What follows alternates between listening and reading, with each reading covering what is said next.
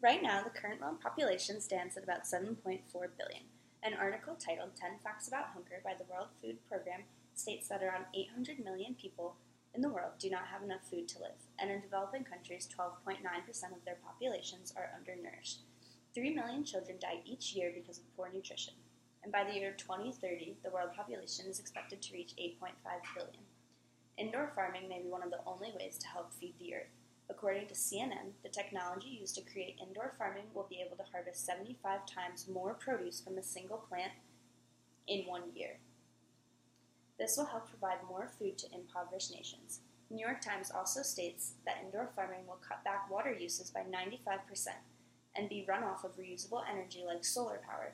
485 million Americans suffer from insufficient food supply. With the rapidly increasing world population, the number of those suffering will only increase. There is not enough arable land to create new farms, so in order to feed those in need, we will have to come up with new ways of agriculture. With the help of modern farming technology, indoor farming can help feed the growing world population by making use of non-arable land. First, we need to explore why indoor farming has become relevant. The depletion of arable land causes concerns on how the future will farm. Arable land is land capable of being plowed or grow things on. Arable land has decreased by a third in the past 40 years, according to an article by Oliver Millman at The Guardian in 2015. Erosion, pollution, overuse, and mistreatment of land can all be to blame for the decreasing of arable land. Also, according to Millman, it takes around 500 years for just 2.5 centimeters of topsoil to be created amid unimpeded ecological changes.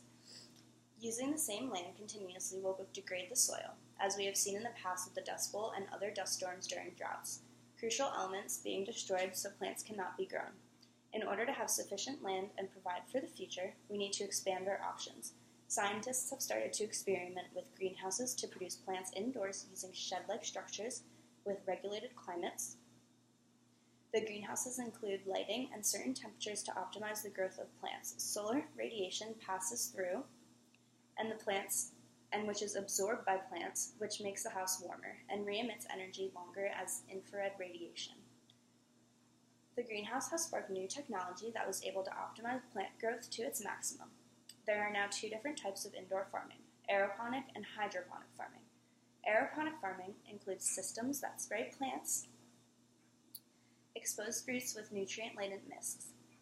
The plants are suspended into a moth-like cloth so that they are able to grow through it freely, and are usually stacked. Hydroponic farming is when plant roots are dipped into nutrient slurry. Slurry is semi-liquid mixture with nutrient for plants to grow, similar to soil.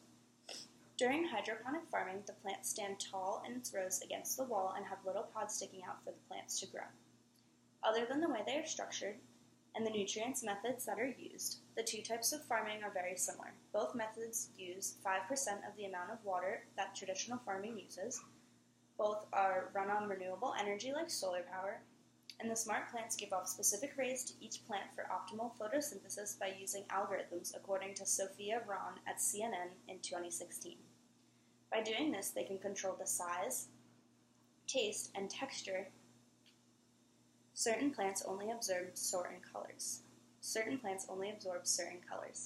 By targeting those colors, they will absorb 15% more light, which helps the plant to grow half the normal time, making them 75 times more productive. These indoor farms can be built anywhere with an 8-foot tall ceiling with proper ventilation. Indoor facilities also make pest management easier. These farms can be built almost anywhere indoors, so any country can benefit from these farms. Although more expensive than traditional farming, these farms can help benefit countries that have been struck with disasters. According to an article in Newsweek by Betsy Isaacson in 2015, Japan lost most of its arable land after the Fukushima tidal wave. After this incident, they rebuilt the city to have skyscrapers which could hold indoor farming.